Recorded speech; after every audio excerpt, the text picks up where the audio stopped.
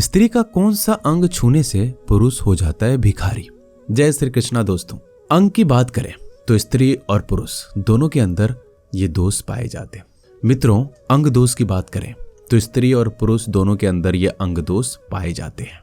कहते हैं पूर्व जन्म कर्म फल के अनुसार हमारा शरीर प्राप्त होता है। किसी का शरीर सुंदर तो किसी का कुरूप, किसी का स्वस्थ, किसी का टेढ़ा मेढ़ा, कोई तो बेचारा अंगहीन ही पैदा होता है।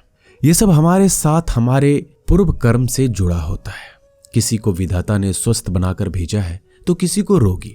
ये सब पूर्व कर्मों के अनुसार ही घटित होता है। अब बहुत से लोग कहेंगे कि ऐसा कुछ नहीं होता है, ये सब कोरी कल्पना है। तो मित्रों, उदाहरण के लिए हमारे पुराणों में ऐसी अनेक कथाएं आती है जिसमें पूर्व कर्मों के कारण अगले जन्म में शरीर में अंगदोष बन जाते हैं। वैसे तो सारे मानव एक जैसे हैं, सब विधाता की अलग अलग रचनाएं हैं। किसी को बुरा नहीं कहना चाहिए, ना किसी में दोष निकालना चाहिए, ना किसी की हंसी उड़ानी चाहिए। सबको अपने शरीर, अपने अंगों से बहुत प्रेम होता है। पुराणों की माने तो ये अंग दोष कभी किसी के लिए शुभकारी भी होते हैं और किसी के लिए दुखकारी भी होते हैं। आज हम बात करेंगे कि महिलाओं के कुछ अंगों की, जिनकी वजह से ग्रस्त जीवन में कुछ उथल पुथल हो जाती है।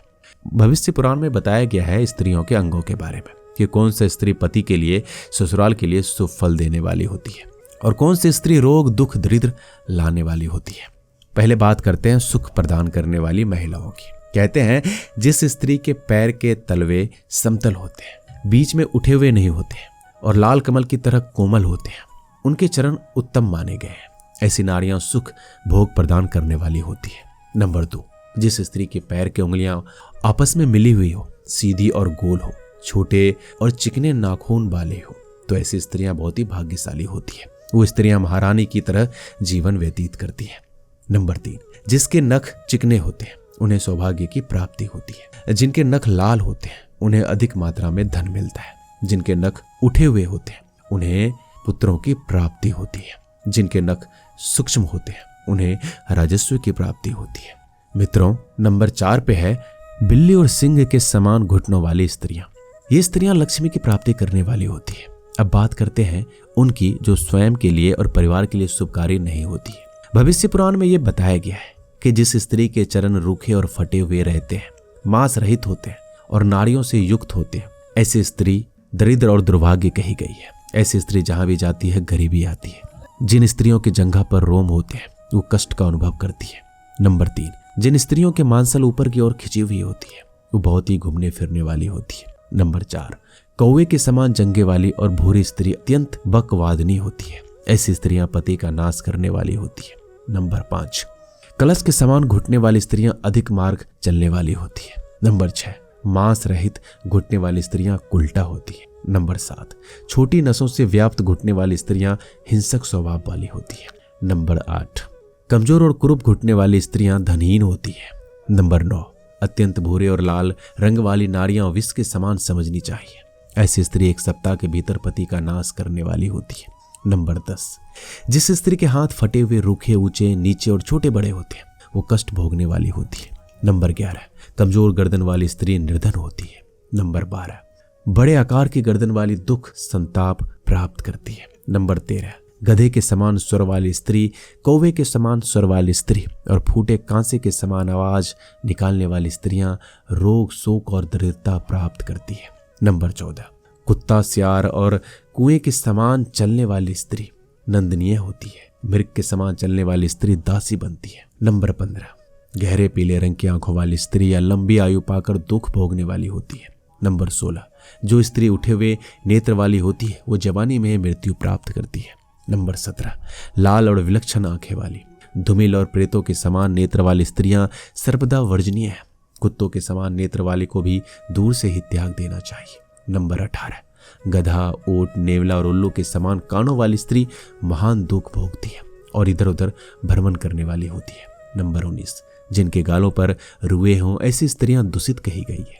प्रिय मित्रों, अब हम बात करते हैं स्त्री का कौन सा अंग छूने से पुरुष भिखारी हो जाता है। समुद्र शास्त्र के अनुसार स्त्रियों की नाभि में कई दोष होते हैं। जिस स्त्री की नाभि टेढ़ी और लंबी होती है बहुत ही मेहनती होती है। ऐसी स्त्रियां व्यवहार, कौशल और जान पहचान बढ़ाने वाली होती है। दूसरी बात, गहरी नाभि वाली स्त्रियां साफ दिल वाली और भावुक होती है। वो लोगों के बहकावे में बहुत जल्दी आ जाती है। जिनकी नाभि ऊपर की तरफ उठी हुई होती है वो धनवान होती है, उन्हें सुंदर चीजों से ज्यादा लगाव होता है।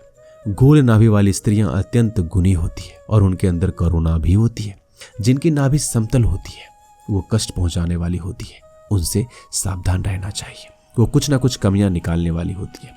जिनकी नाभि का बीच का भाग अंदर की ओर होता है वो वैवाहिक जीवन में सुख उठाती है। जिसकी नाभि ऊपर की तरफ उठी हुई हो वो बहुत ईमानदार होती है। मित्रों, धार्मिक मान्यता है कि स्त्री की नाभि में दैवीय शक्ति होती है, उसमें माता काली की शक्ति का वास होता है, इसलिए उसे शुद्ध और पवित्र माना जाता है। प्रतिक्रिया के समय स्त्री की नाभि को छूने से पुरुष को पाप लगता है, जिसका परिणाम जीवन में रोग शोक से ग्रसित होकर भोगना पड़ता है, धन छिन्न भी हो सकता है। मित्रों, नाभि पूरे शरीर का केंद्र है। 5 प्राणों का जुड़ाव नाभि से होता है।